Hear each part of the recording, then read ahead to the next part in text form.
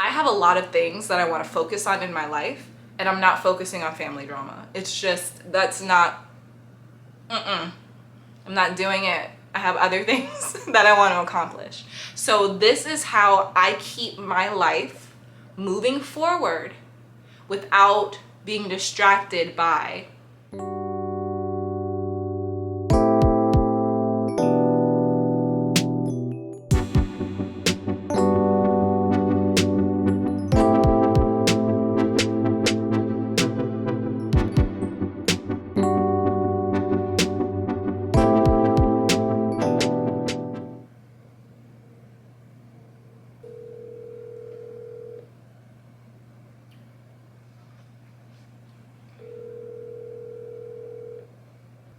Hello.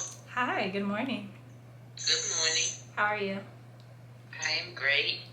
I'm about to film and I wanted to get your perspective on my points for you. Just because they're doing all that, you have to resist the urge to turn it around and start judging them and what they're doing, because then that turns because that then turns it into a contest and then you're trapped, you know? Right.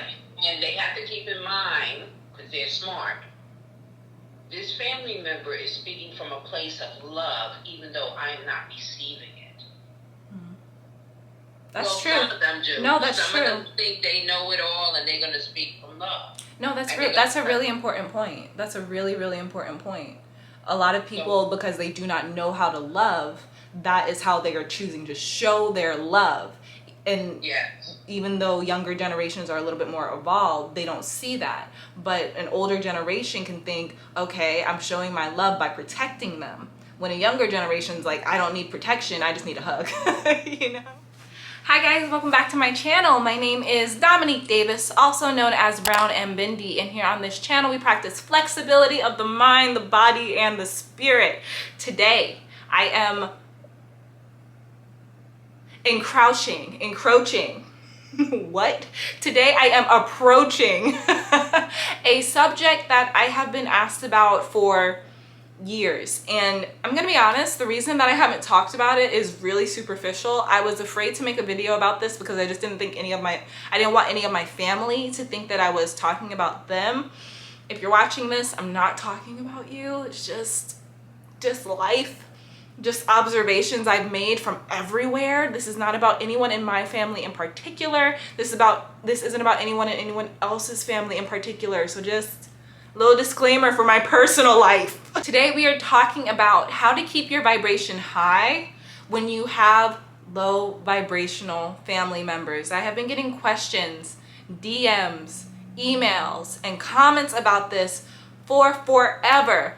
As somebody who had to move back in with her mother not once, twice, 3 times as an adult, I have a lot of experience being at home, as well as, you know, just getting along with somebody who is older than me, who happens to be a part of my bloodline.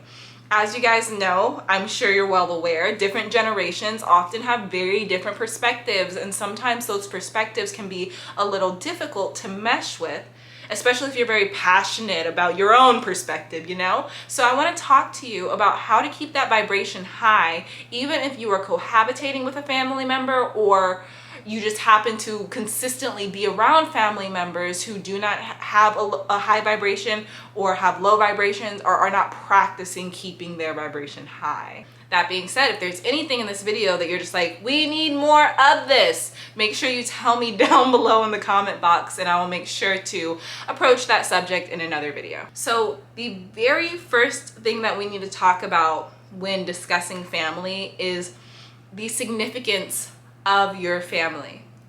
These are my beliefs, okay? My belief is there is no such thing as coincidences. There is no such thing as happenstance. So if there's no such thing as coincidence, why were we put into the families that we were put into?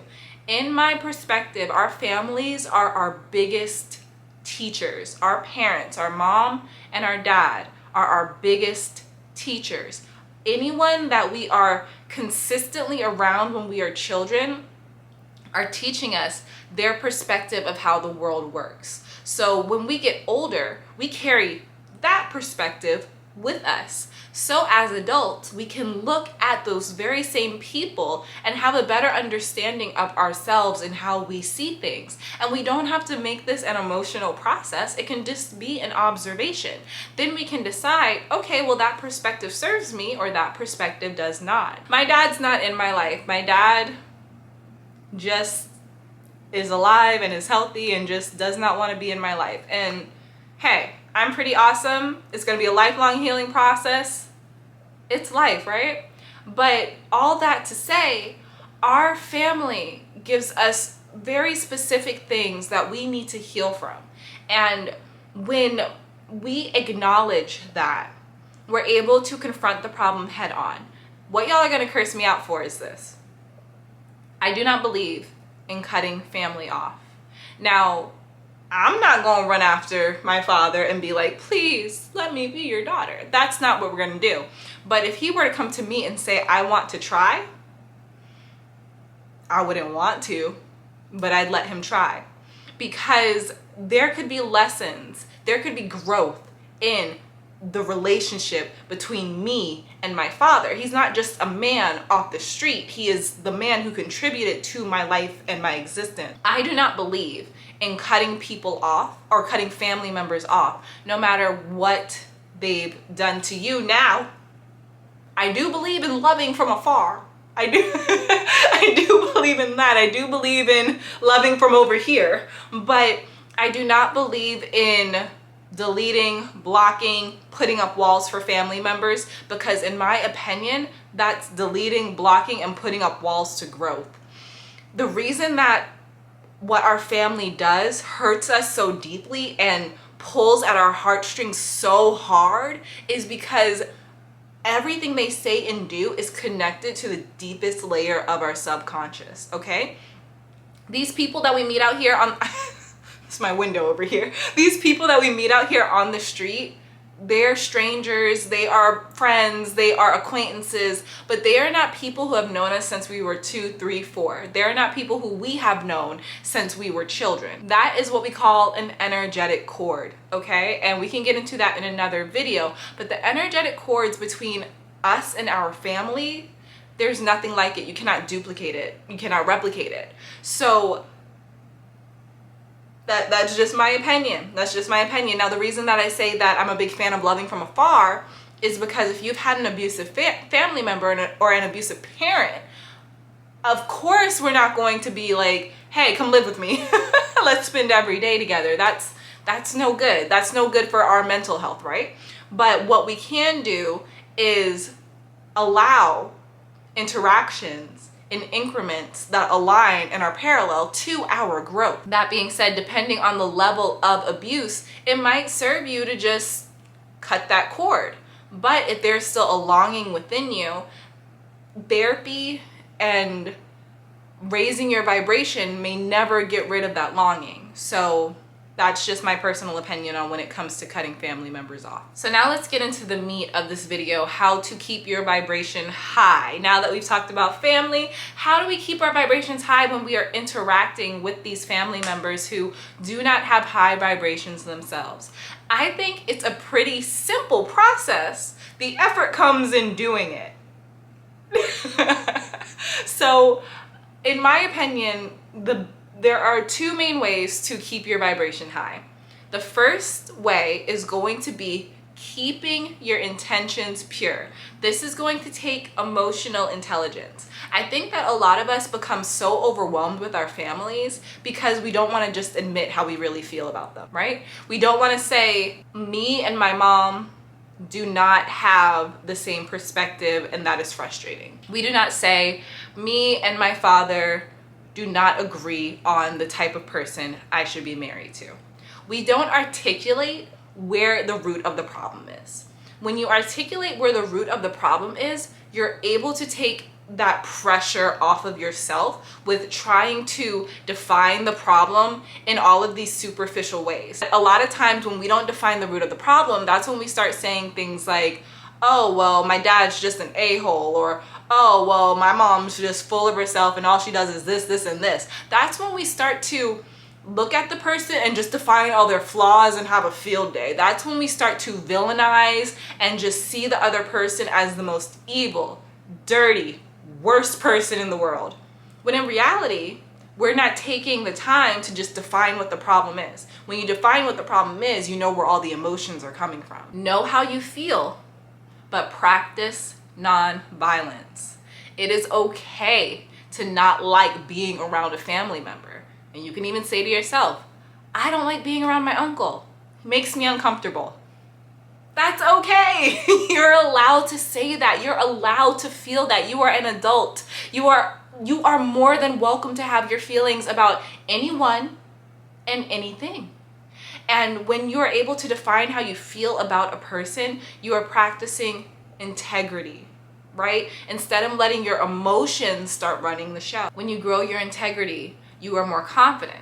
When you're more confident, you're more able to practice honesty with yourself. So it's definitely a process. It's definitely a practice. If you have a lot of turmoil in your family, chances are, if you're not in therapy, you're not going to be able to sit down today and be like, okay, these are where all the problems stem from. Like, it's going to take a little bit of unemotional observation to really understand why certain family members get such an emotional reaction out of you. But when you just start the process, it's so freeing because you realize that nobody controls you. Nobody controls you. You're grown, baby. You are grown. Anyone in your family can have their feelings about anything that they want. And those are their feelings, but you're just as entitled to your own feelings. So learning how to identify what the root of the issue is with a person in your family, and then just accepting that that's what the root of the issue is, instead of letting the emotion behind that issue run the show and allow you to villainize and look down on and judge that family member, because then our vibration's lowering right with them, right? You're allowing where they are to bring you down, to lower your vibration, when you just want to be peaceful and happy.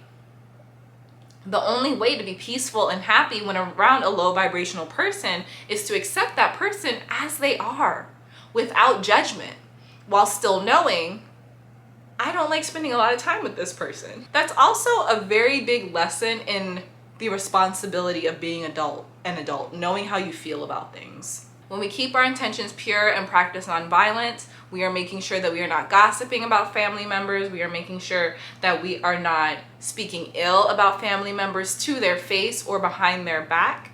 And through keeping our intentions pure, we're able to practice compassion. We're able to still practice love, giving love and receiving love. My mom made a really good point. She said that when family members say and do things to us that can make us feel a certain way, we have to remember that it's coming from a place of love, even if it does not feel like it. The villain never knows that they're the bad guy. Like, that's only in movies. That's only in fantasy world. Bad people don't know that they're bad people, okay? People who do things that hurt others from it's getting really confusing really fast. If person A does something to hurt person B, in person's A perspective, they were helping, they were protecting, they were doing something good. It was not their intention to do anything bad. The other day I watched this video about how abusers don't even know that they're abusing a lot of the time, because that's how the abuser learned to love. It's real deep. It's real deep. When you practice this compassion, you're able to not only lead by example by keeping your vibration high, because you no longer see this person as simply a villain, you're able to see the good in them and the bad. You're able to still learn from them. I think it's a red flag when we look at a person in our family and we say, I can't learn anything from them. They don't know anything. You can learn something from anyone. There is no one on this earth who knows the same exact amount of information that you do. That's not realistic thinking. So you can lead by example by keeping your vibration high, and you can continue to learn from family members even if your perspective is not the same, and even if they do or say things that trigger you.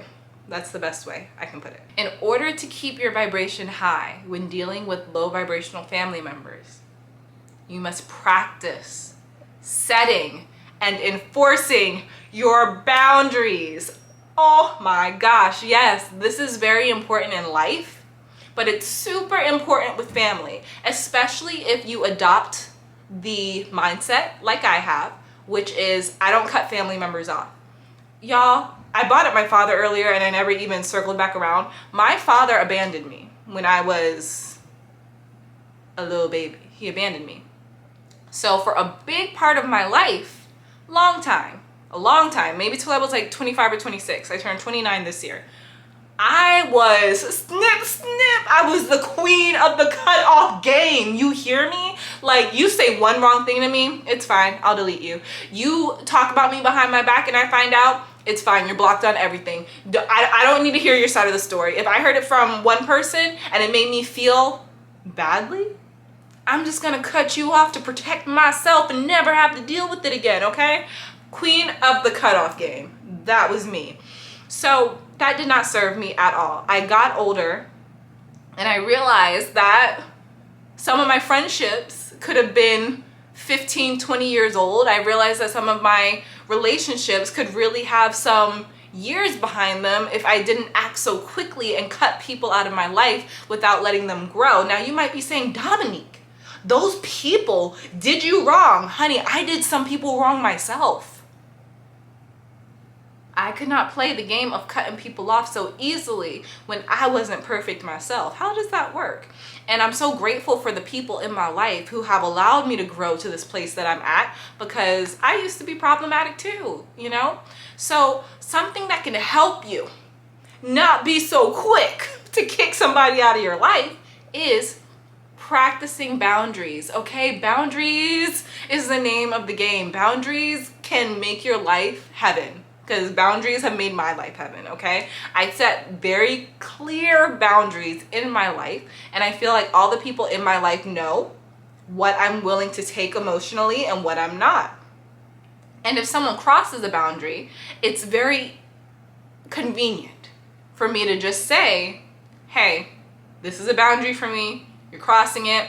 If someone's speaking to me out of turn, if someone's getting physically or verbally violent with me, XYZ, there's never an excuse for physical violence. We call them the cops, honey. But if someone gets verbally violent with me, like if things start going left,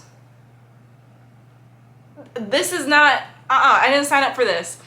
Being in a relationship with me as a family member, as a friend, as a wife, it's like I present you with a contract of things that like I'm willing to take and I'm not. I'm a very simple person. I have learned to not become so overwhelmed by emotion and instead just know myself and to just know what I vibe with and what I don't. And that has made it very easy for me to expect respect and to give respect. The thing is, excess of emotion often happens when a boundary is crossed. We can get so mad at family members. We can get so depressed by things they say or imply and not know why.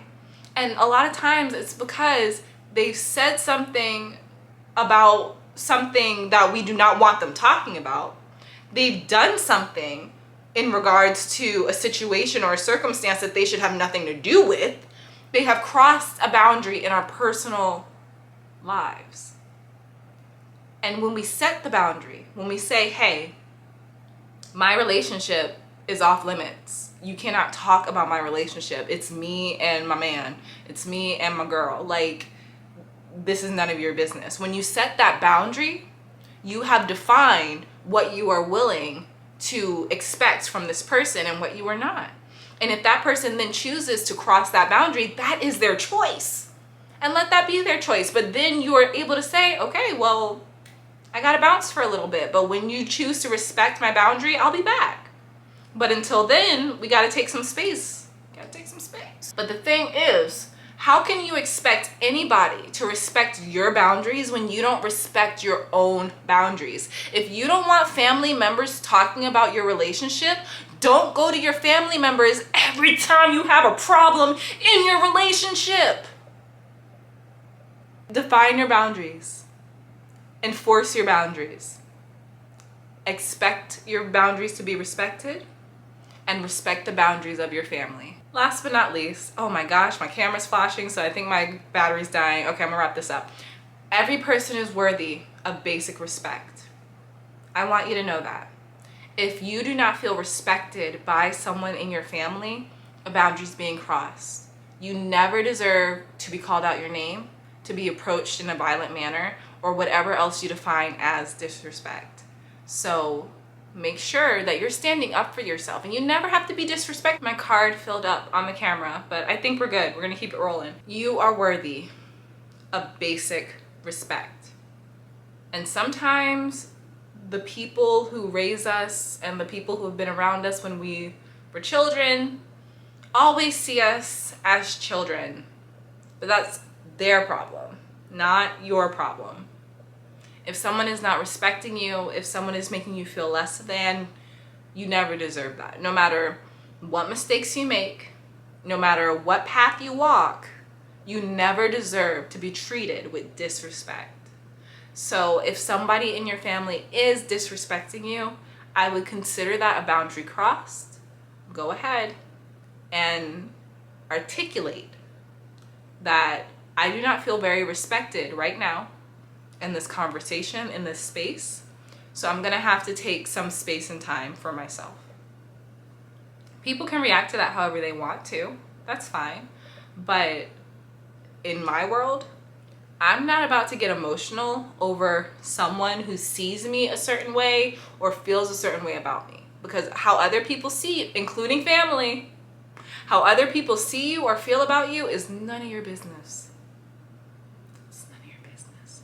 Now, I know that a lot of the opinions that I expressed today may not, align with how a lot of people see family and being talked to and treated, but I'm coming from the perspective of I have a lot of things that I want to focus on in my life, and I'm not focusing on family drama. It's just, that's not, I'm not doing it. I have other things that I want to accomplish. So this is how I keep my life moving forward without being distracted by family drama, acquaintance drama, community drama. This is just how I run my life. This is how I would approach family issues, but this is how I really approach all issues. There is significance in your family members, okay? People in the community, people out here, a beef with them is not the same as a beef with your mom or your cousin. It's not the same.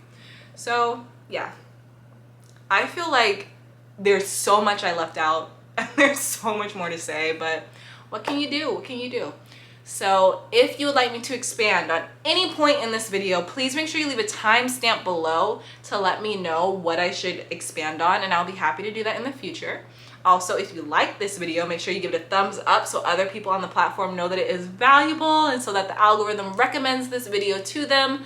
Last but not least, please make sure that you are subscribed so that you can be around, and click the notification bell so that you can be notified when I come out with new videos, and so that you can become a reality bender yourself and join the Brown and Bendy bunch. I love you so much, and I will see you next time.